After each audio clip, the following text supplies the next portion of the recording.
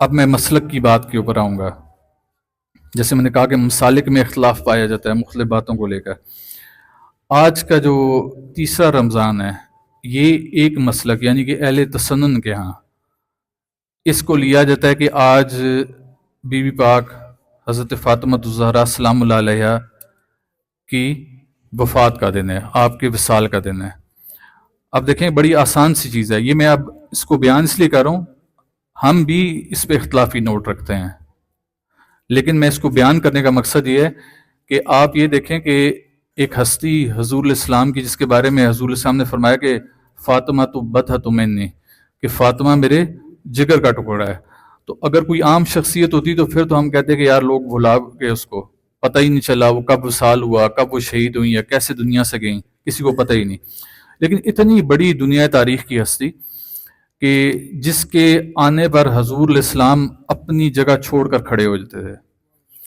اس سے بڑے اعزاز اور رتبے کی بات نہیں ہے کہ سردار الانبیاء جس کی تعظیم کے لیے بروز محشر، جب یہ اللہ کے سامنے محشر کا میدان سجے گا تو کہا جاتا ہے کہ تمام انبیاء کرام موجود ہوں گے، تو ایسے موقع پر حضور علیہ السلام تشریف لے کر آئیں گے۔ تو جب آپ تشریف لے کر آئیں گے تو تمام انبیاء اپنی جگہ سے اٹھ کھڑے ہوں گے تعظیم کے لیے،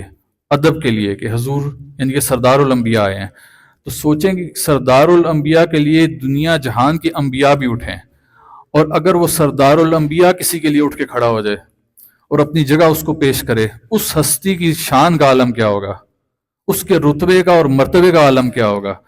یعنی کہ جس کے بارے میں کہا گیا کہ اگر میری یہ بچی غضبناک ہوگی،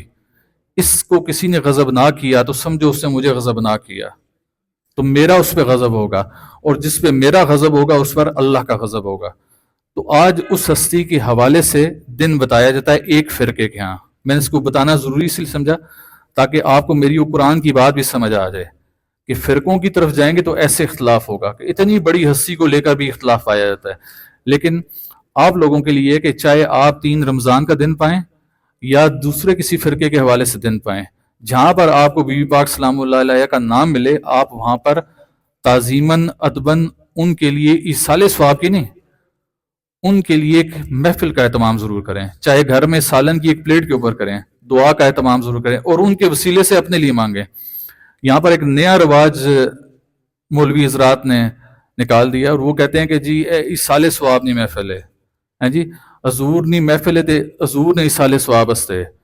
اے پنتن پاک نہیں محفل ہے مولا علی سرکار نے حوالے نے تے انہوں نے ایصال ثواب نہیں۔ بھئی ہمارا ایصال کیا وہ ثواب کیا ان کو ملے گا؟ ہم اپنے لیے مانگ لیں تو بڑی بات ہے، ہم اپنے گناہ بخشوا لیں بڑی بات ہے، تو ہم ایصال ثواب کرنے جا رہے ہیں ان پاک ہستیوں کا جن کے بارے میں اللہ تعالیٰ فرماتے ہیں کہ انما یرید اللہ لیذھب عنکم الرجس اہل البیت ویطہرکم تطہیرا، کہ میں نے ان لوگوں سے رجس کو دور کر دیا۔ تو ہمیں ایک نیا سبق پڑھایا جا رہا ہے کہ ان کے لیے ایصال کرتے ہیں۔ ہم ایصال اپنے ماں باپ کے لیے کر سکتے ہیں، اپنے جو بوڑھے بزرگ فوت ہو گئے ہیں ان کے لیے ایصال کر سکتے ہیں، لیکن ہم مولا علی سرکار کے لیے ایصال نہیں کر سکتے۔ ہم یہ نہیں کہہ سکتے یا اللہ جی ایسا نہ پڑیا تو انہاں ثواب پہنچا دیو۔ اللہ اسی کے پہلے اپنے آپ میں ثواب پہنچاؤ، اپنے گناہ بخشاؤ، تو اسی بعد جا کے کسی ایسی ہستی ایصال ثواب کریو۔ تو ہم جو بھی دعا کا اہتمام کرتے ہیں، آج بی بی پاک کا ذکر کرنے کا مقصد یہ تھا کہ آپ یہ سمجھیں کہ وہ کسی نے بڑا مشہور کہا ہے کہ یہ چکی سیدہ کی چل رہی ہے، زمانہ جتنا لنگر کھا رہا ہے۔ تو یہ جو کچھ آپ کھا رہے ہیں، جو کچھ ہم کھا رہے ہیں، تمام سیدہ پاک سلام اللہ علیہ کی جوتیوں کا صدقہ کھا رہے ہیں۔ نعرہ تکبیر، نعرہ رسالت، نعرہ حیدری، پیر اوس پر امام سرکار۔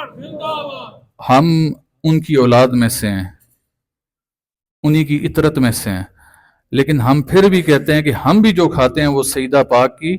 جوتیوں کا صدقہ کھاتے ہیں۔ تو یہ جو بھی لنگر کا اہتمام پیر ہاؤس پر ہوتا ہے یا کسی بھی ایسی خانقاہ پر جو محبان میں سے ہے، تو آپ یہ سمجھ لیں کہ وہ ایصال ثواب کی محفل نہیں ہے۔ اس پاک بی بی کو ہمارے ایصال کی یا ہمارے الفاظ کی ضرورت نہیں ہے کہ ہم پڑھ کے پھونکیں گے تو ان کا ثواب ملے گا ان کو۔ اللہ تعالیٰ نے رجس سے ناپاکی کو تو ویسے ہی ان سے دور کر دیا، تو وہ جو ہستیاں تھیں ان کو ہمارے ایصال کی ضرورت نہیں ہے۔ ہاں،